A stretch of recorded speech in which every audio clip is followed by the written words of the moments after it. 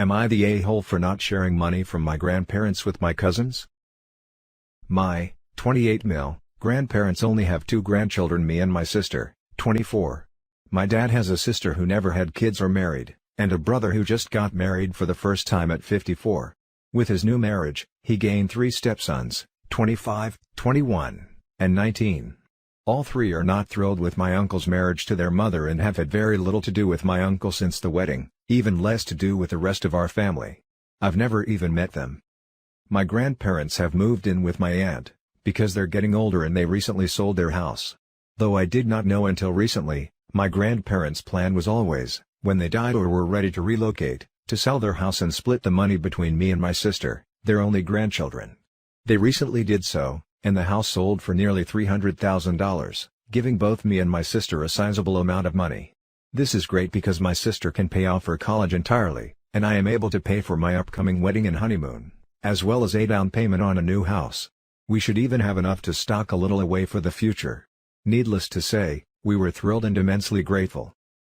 A few days ago, I got a call from my uncle's wife. She claims that her sons are a little hurt, that they were not going to get a share of the money, since they are now grandchildren as well. I thought this was kind of dumb, since I know for a fact that 2 of them have never even met my grandparents, and I'm really not sure about the third. But now they want to be considered grandchildren because they get money for it? They've never tried to be a part of the family before.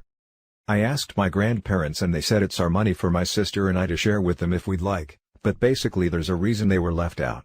Obviously even this large an amount of money is less when split 5 ways instead of 2, and we both really already had plans for the money, so we're leaning towards saying no. Am I the a-hole? Now for the top comments. So not the a-hole. I can't even imagine being the new aunt and calling you. What nerve. You and your sister should move forward with your plans and not think about this phone call. Yep, the new aunt calling me would 100% cement my idea in my head of not giving them money. It was a long shot that they would even be considered, but calling up and insisting? Yeah, F off with that. Not the a-hole. Not the a-hole. This is perfect for r/entitled people. The audacity and rudeness are astonishing.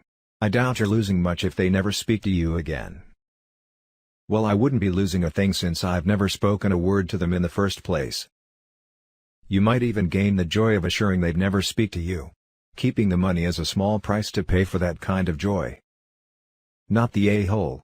They're not blood, they've made no effort to form a relationship, and it's your grandparents' money, therefore, if splitting it between you and your sister is what they want to do, then that's their decision. Not the a-hole. They are new adult step-grandchildren with no relationship to your grandparents. Don't give them a cent. Your uncle's wife is just greedy. Now for the next story. Am I the a-hole for refusing to share the inheritance from my dad with my step-siblings who treated him badly? Throwaway title sounds bad, but hear me out. I have 2 step-siblings.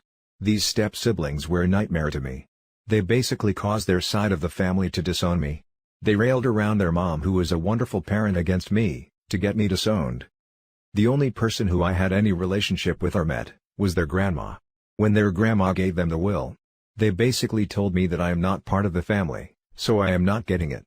They also refused to build a relationship with my dad and called him nasty names. My dad ended up giving up on them. When their mom died, she gave everything to my dad. That was when my 2 step-siblings cut contact.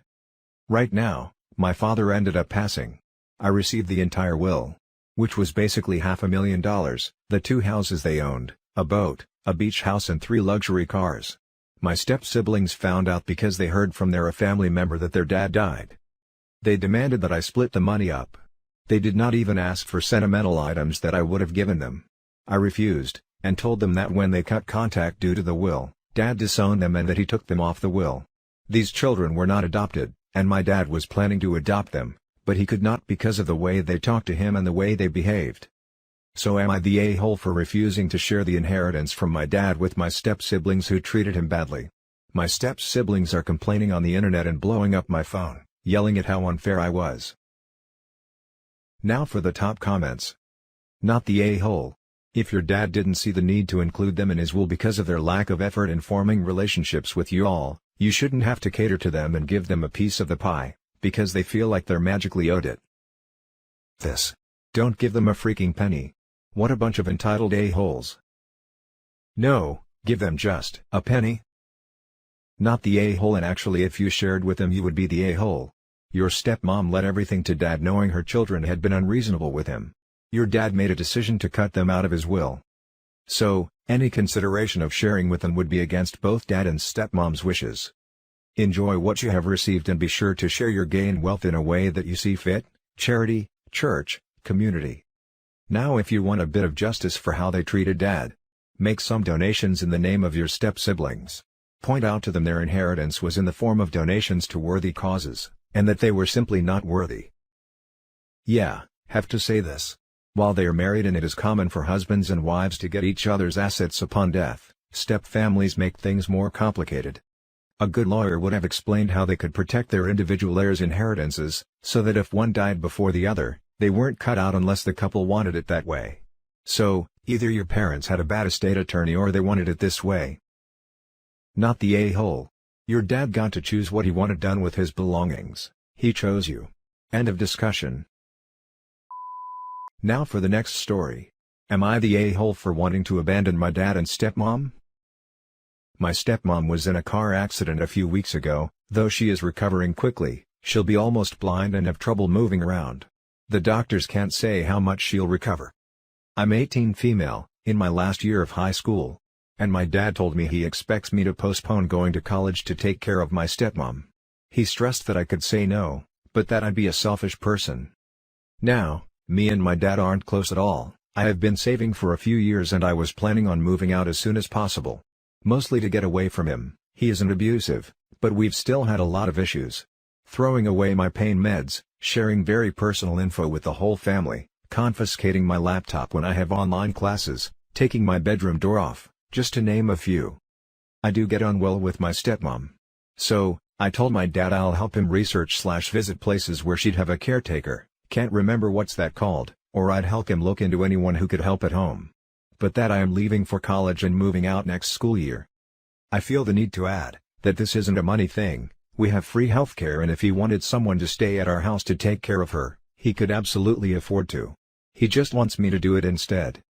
Since my stepmom probably never can live independently, I'm worried that if I agree now, I can't leave, because she'll still need help, and my dad wants me to do it. 1 year, 2, 5?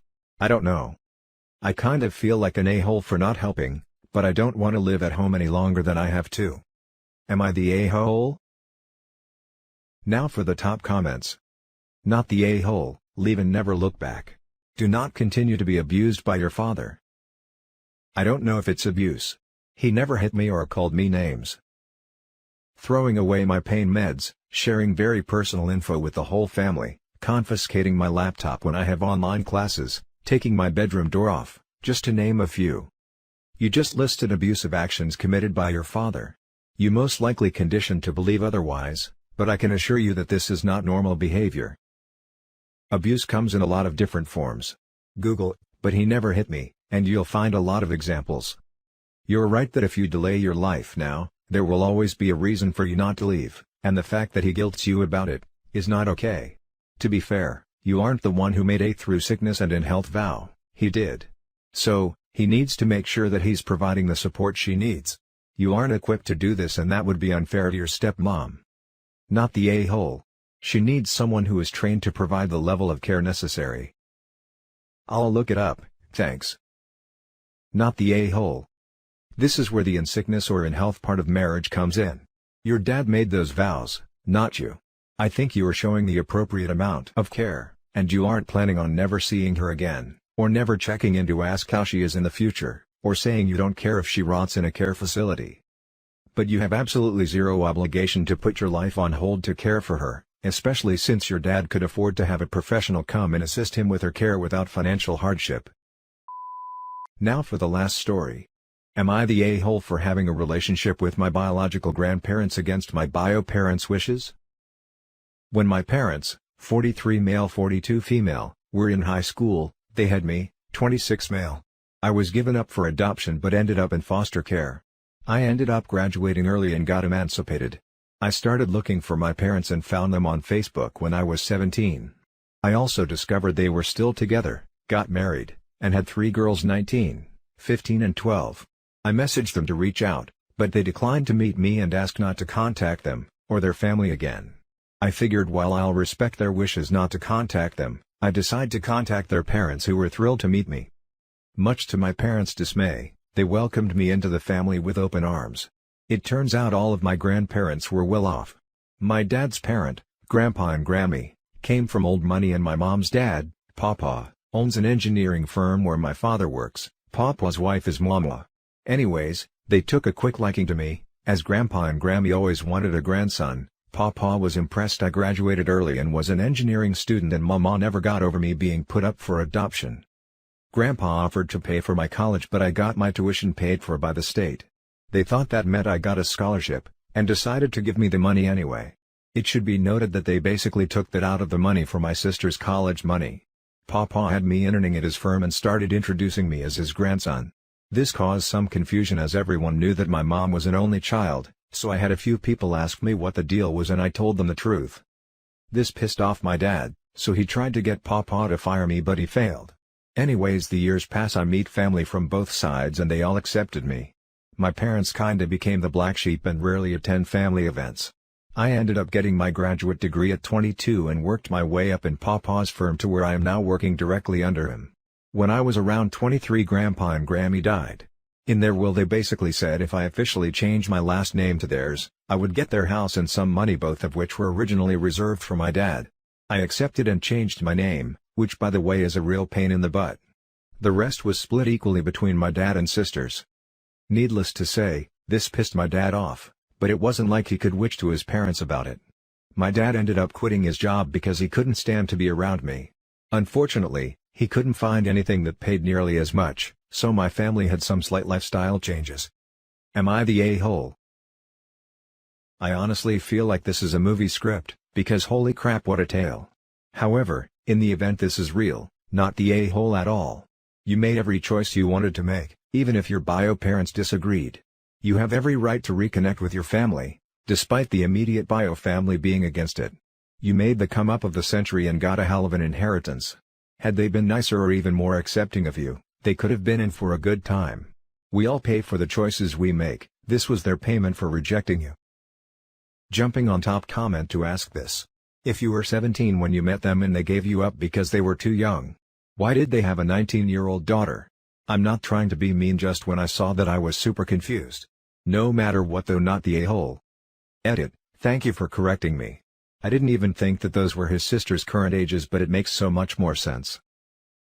Not the a-hole. Just because you are their biological child, doesn't mean that they have any right to tell you who you can have a relationship with in your biological family.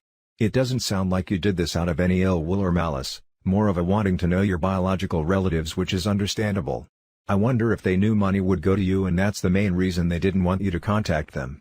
Either way, it sounds like you win big in the bio family department as far as everyone else goes. I'm sorry, bio parents are awful though. Not the a-hole. It's a shame that your parents didn't want a relationship with you, but their continual denial of you as part of their family makes them the a-hole. You had a genuine relationship with your grandparents, and if they want to leave you something in their will, that's totally their right. Maybe they wanted to provide for you what they knew your bio parents wouldn't in the future. How are your sisters doing? Do you have a relationship with them? I don't think you owe your parents anything, but if your sisters might be unable to afford college without money from the grandparents, it would be nice to share with them. If you didn't want the money to go through your bio parents, you could set up funds in their names. I've had secret brother-sister dates with the younger two since they were in elementary school. The older one hates me for some reason. I'm taking care of the younger two's college. And that's it for this video, guys. If you have thoughts to share, leave a comment below. Don't forget to hit like and subscribe if you like this content. Turn the notification on to get updated on my latest posts. I'll catch you in the next one.